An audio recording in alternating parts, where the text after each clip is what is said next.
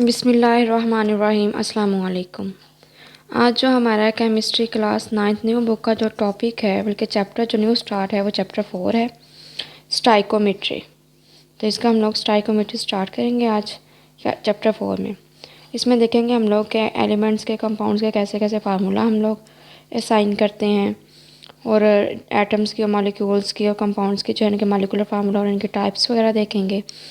फिर इनके empirical formula देखेंगे, और एम्पिरिकल फार्मूला ये देखेंगे कि कंपाउंड्स के कैसे फार्मूलाज हैं, कोवलेंट कंपाउंड्स के कैसे फार्मूलाज हैं, मोल्स देखेंगे, एवोगैड्रो नंबर्स देखेंगे हम लोग, और इसकी देखेंगे केमिकल इक्वेशन हम लोग कैसे असाइन करते हैं, कैसे लिखते हैं। तो इस चैप्टर में हम लोग ये सारी चीज़ें देखेंगे। तो सबसे पहले हम लोग देखते हैं स्टाइकोमेट्री होती क्या है। जो स्टाइकोमेट्री होती है ना, ये एक बैलेंस केमिकल इक्वेशन के जो रिएक्टेंट और प्रोडक्ट है उनकी जो अमाउंट है उसको कैलकुलेट करने के लिए यूज़ करते हैं, जिससे बैलेंस हो। इसमें हम लोग देखेंगे जिससे बैलेंस केमिकल इक्वेशन है ये वाले। तो सोडियम यहाँ पे भी 1 है, तो यहाँ प्रोडक्ट में भी एक 1 मतलब इसका कोफिशिएंट है। क्लोराइड जो है यहाँ पे भी 1 है, तो क्लोराइड यहाँ पे भी 1। सिल्वर 1 है, तो यहाँ पे भी सिल्वर के जो है एटम्स या एलिमेंट्स ये पूरे हैं। नाइट्रेट यहाँ पे भी 1 है, तो यहाँ पे भी नाइट्रेट, मतलब ये एक बैलेंस केमिकल इक्वेशन है। ठीक है, इसके लिए कोफिशिएंट की ज़रूरत नहीं पड़ी, मतलब ये मतलब वैसी बैलेंस केमिकल इक्वेशन है कोफिशिएंट के बगैर। ठीक है, तो इसमें अब वो कह रहा है कि जो बैलेंस केमिकल इक्वेशन है इसमें जो रिएक्टेंट ये वाले रिएक्टेंट होते हैं और ये प्रोडक्ट्स होते हैं, मतलब रिएक्टेंट्स मिलके प्रोडक्ट बनाते हैं। तो इनकी जो अमाउंट्स है वो कैलकुलेट करने के लिए हम लोग स्टाइकोमेट्री यूज़ करते हैं। तो कितने रिएक्टेंट्स मिलके कितने प्रोडक्ट बनाते हैं, या कितने हमें चाहिए प्रोडक्ट। जिससे हम लोग चाय बनाते हैं, चाय अगर 1 कप बनाना हो तो हमें पता होता है कि इसमें एक जो टी है वो इतनी मतलब होगी, शुगर वो इतनी डालेंगे, जो पत्ती मतलब टी या पत्ती वो उसमें मतलब इतनी क्वांटिटी होगी, चीनी इतनी या शुगर जो है उसमें, और दूध इतना डालेंगे तो ये 1 कप बन जाएगा। अगर 2 कप बनाने हो तो फिर हमें ज़्यादा ज़्यादा क्वान्टिटी चाहिए। तो वो अब जो है स्टाइकोमेट्री अब हमें बताती है कि कितना प्रोडक्ट जो है डिज़ायर, अगर हमें इतना डिज़ायर प्रोडक्ट चाहिए बनाना तो हमें रिएक्टेंट्स की कितनी क्वांटिटी लेनी पड़ेगी, या उनकी जो अमाउंट्स है कितनी लेनी पड़ेगी कि हमें हमारी डिज़ायर प्रोडक्ट जो है या डिज़ायर अमाउंट की प्रोडक्ट की जो अमाउंट है वो हमें मिल जाए। तो ये हमें स्टाइकोमेट्री बताती है। बिल्कुल ऐसे ही है जैसे अगर हम 2 कप बनाने हो, 3 कप बनाने हो, तो इस तरह क्वान्टिटी बढ़ती जाएगी, दूध की भी, पत्ती की भी, चीनी की भी। इसी तरह अगर हमें ज़्यादा क्वान्टिटी चाहिए तो इनके जो रिएक्टेंट्स हैं इनके जो अमाउंट है वो बढ़ती जाएगी। और इन केस अगर हमें पता ना हो कि हमने कितने रिएक्टेंट यूज़ किया, वैसे हमें पता होता है कि हमने कितने ग्राम लिया है सोडियम क्लोराइड, कितने ग्राम लिया तो वाटर में डिसॉल्व करके कितना बनाया। लेकिन इन केस फर्स्ट का पता ना हो तो फिर हम इसके जो हैं रिएक्टेंट्स के जो अगर प्रोडक्ट की अमाउंट हमें पता चल जाए तो हम रिएक्टेंट्स की जो है अमाउंट कैलकुलेट कर सकते हैं, इससे ऐसे भी पता चल जाता है। ठीक है, और अगर रिएक्टेंट्स की अमाउंट हमें पता हो तो हम प्रोडक्ट्स की जो अमाउंट है वो कैलकुलेट इससे कर सकते हैं। और ये होता है कि इसमें बैलेंस केमिकल इक्वेशन, मतलब केमिकल जो इक्वेशन है वो बैलेंस हो, तो दोनों रिएक्टर और प्रोडक्ट में जो कोफिशिएंट है उनके सारे बैलेंस हो। Stoichiometry is an important concept in chemistry. Chemistry का ये इंपॉर्टेंट कॉन्सेप्ट है which deals us to the calculate the amounts of reactants, amounts of reactant को कैलकुलेट करने के लिए, एंड प्रोडक्ट्स को by using a balance chemical equation, balance chemical equation को use करके। तो अब इसमें अगर हम लोग देखें रिएक्टेंट्स के अमाउंट्स या प्रोडक्ट्स की अमाउंट हमने फाइंड करनी है स्टाइकोमेट्रिक से, तो ये है क्वांटिटेटिव, तो क्वांटिटी बताते हैं हमें, क्वांटिटेटिव जो है रिलेशनशिप है बिटवीन रिएक्टेंट्स एंड प्रोडक्ट्स का। मतलब क्वालिटेटिव नहीं, क्वालिटी तो बस बताता है कि वो अच्छा है या बुरा है, क्वांटिटेटिव बताता है उसकी अमाउंट कितनी है। तो वो क्वांटिटेटिव रिलेशनशिप बताता है बिटवीन रिएक्टेंट्स एंड प्रोडक्ट्स में। तो इसकी 2 कंडीशंस होती हैं, जो सारे रिएक्टेंट्स हैं ना वो फिर सारे प्रोडक्ट्स में चेंज हो, ये ना कि थोड़ा बहुत रिएक्टेंट पीछे रह जाए। तो सारे रिएक्टेंट्स प्रोडक्ट्स में चेंज हो, all the reactants are completely converted into the products, तो all the reactants completely converted into the products, और नो साइड रिएक्शन ना कर, मतलब कोई साइड रिएक्शन ना हो। ठीक है, फिर ये हमें सही अमाउंट देगा रिएक्टेंट्स के प्रोडक्ट्स की।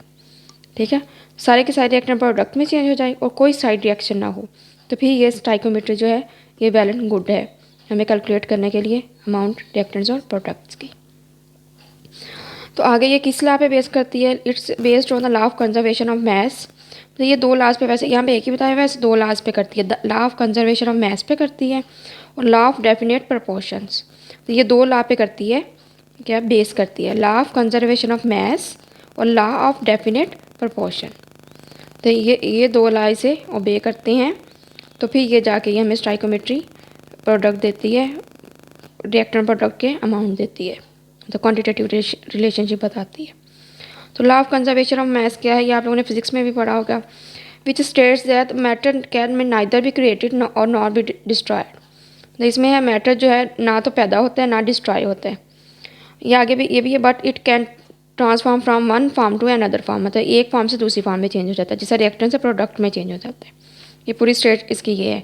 The matter can be neither be created not be destroyed, but it can transform from one form to an other form. मतलब वो ना तो पैदा होता है ना डिस्ट्रॉय होता है, बल्कि एक फॉर्म से दूसरी फॉर्म में चेंज हो जाता है। तो जैसे हम दूध में पत्ती डालें या वो डाले चीनी डालें तो वो चाय बन जाती है। मतलब वो पहले तो दूध था, फिर जब उसमें इंग्रेडिएंट्स डाल दिए तो वो चाय बन गया, मतलब एक फॉर्म से दूसरी फॉर्म में चेंज हो गई है। इसमें ना तो कुछ डिस्ट्रॉय हुई है चीज़, ना ही हमने कुछ क्रिएट की है। मतलब ये इससे एक कॉमन एग्जाम्पल है जिसे हम बनाते हैं। इसी तरह जो रिएक्टेंट्स है, इसमें भी हम लोग ना तो कुछ बनाते हैं ना कुछ चीज़ डिस्ट्रॉय करते हैं। जितने भी रिएक्टेंट्स हैं वो सारे प्रोडक्ट्स में चेंज हो जाती हैं और कोई साइड रिएक्शन ना हो। ये इसकी कंडीशंस हैं दो। The are reactants converted into products और नो साइड रिएक्शंस अकर। और दो ही लॉ से ओबे करते हैं, law of conservation of math, law of definite proportion. तो therefore the total mass of all the reactants must be equal to the total mass of all products. तो इसमें जो है रिएक्टेंट्स का जितना भी टोटल मास है वो प्रोडक्ट्स का जितना टोटल मास है उसके इक्वल होना चाहिए। तो जितने रिएक्टेंट्स हमने दिए हैं, रिएक्टेंट्स दिए हैं, उतने ही हमें प्रोडक्ट्स मिलने चाहिए। ठीक है। तो जिससे हम लोगों ने अभी इक्वेशन में देखा था, इस इक्वेशन में देखा था कि ये मैं इस वजह से आपको बता रही हूँ, पिछले चैप्टर्स में हम लोगों ने पढ़ी हुई है ना, इस वजह से आपके लिए याद करना ईजी रह जाएगा या समझना ईजी रह जाएगा। सोडियम क्लोराइड जो है और सिल्वर नाइट्रेट रिएक्ट करके एक दूसरे के साथ, इनके आयंस जो आपस में एक दूसरे के साथ एक्सचेंज होकर वाटर के जब वाटर में डिजॉल्व करें, सिल्वर क्लोराइड सोडियम नाइट्रेट, ये एक बैलेंस केमिकल इक्वेशन है। ठीक है। तो जितने हम लोगों ने रिएक्टेंट यूज़ किए और सब ने मिलकर क्या बना दिया, सिल्वर क्लोराइड न्यू प्रोडक्ट बना दिया और सोडियम नाइट्रेट। ठीक है। तो ये मतलब नाइदर भी ये matter can neither be created not be destroyed, but it can transform from one form to an other form. तो ये हमें और प्रोडक्ट दे रहा है जो कि सिल्वर क्लोराइड और सोडियम नाइट्रेट है। ठीक है। अब जो अगली लाइन में वो बात कर रहे हैं कि हम लोग ना जो इसे बैलेंस करने के लिए कोफिशिएंट यूज़ करते हैं। ये जो 6 है यहाँ या 6 है, ये हम लोग बैलेंस करने के लिए रिएक्टेंट प्रोडक्ट को कोफिशिएंट यूज़ करते हैं या इनकी मोलर रेशो फाइंड करते हैं इस मोल रेशो में। ठीक है। इसमें तो ये तो वैसे ऑलरेडी बैलेंस थी, इसमें कोफिशिएंट यूज़ करने की ज़रूरत नहीं पड़ी, लेकिन इसमें जो पड़ी है ये तो भाई जब कोफिशिएंट यूज़ करते हैं तो ये मोल रेशो बताती है रिएक्टेंट्स के और प्रोडक्ट्स के दरमियान में। तो ये आप इस इक्वेशन से फेमिलियर होंगे बहुत ज़्यादा। कार्बन डाइऑक्साइड और वाटर जब सनलाइट और क्लोरोफिल की प्रेजेंस में रिएक्ट करें तो ग्लूकोज बनता है और ऑक्सीजन बनती है। ये फोटोसिंथेसिस प्रोसेस है। ठीक है। तो अब इसको बैलेंस करने के लिए हम लोग कोफिशिएंट लगाते हैं जो कि मोल रेशो बताती है रिएक्टेंट्स में और प्रोडक्ट्स में। तो इसमें जो 6 है, यहाँ से भी 6 है, यहाँ से भी 6 है, तो ये कोफिशिएंट है। और भी जो डिफरेंट इक्वेशन होती हैं उनमें और भी कोफिशिएंट यूज़ करते हैं वो उनको प्रोडक्ट्स को रिएक्टेंट्स को बैलेंस करने के लिए। ठीक है। तो वो फिर वो ये नहीं कि 6 हो, 2 3 4 5 वो सो ऑन हो जाते हैं। ठीक है। The stoichiometric coefficient use to balance a chemical equation. जो स्टाइकोमेट्रिक कोफिशिएंट है, जैसे हम लोगों ने 6 यूज़ किया, ये चीज़ फोटोसिंथेसिस के इक्वेशन में अभी recently use to balance a chemical equation. Chemical equation को बैलेंस करने के लिए यूज़ करते हैं। Provides the mole ratio between reactants और प्रोडक्ट्स, जो कि रिएक्टेंट्स और प्रोडक्ट्स के दरमियान मोल रेशो बताते हैं कोफिशिएंट यूज़ करके। तो इससे रिएक्टेंट और प्रोडक्ट्स जो है एक जो उनकी मोल रेशो है वो बैलेंस हो जाती है। ठीक है। तो फिर हमें वो एक केमिकल इक्वेशन जो है बैलेंस हो जाती है, फिर हमें वो मोल रेशो बताता है रिएक्टेंट्स और प्रोडक्ट्स के दरमियान में। तो वो जो केमिकल इक्वेशन है वो एक बैलेंस केमिकल इक्वेशन हो जाती है। तो तभी फिर हम क्वांटिटेटिव रिलेशनशिप फाइंड आउट कर सकते हैं रिएक्टेंट्स एंड प्रोडक्ट्स के दरमियान में।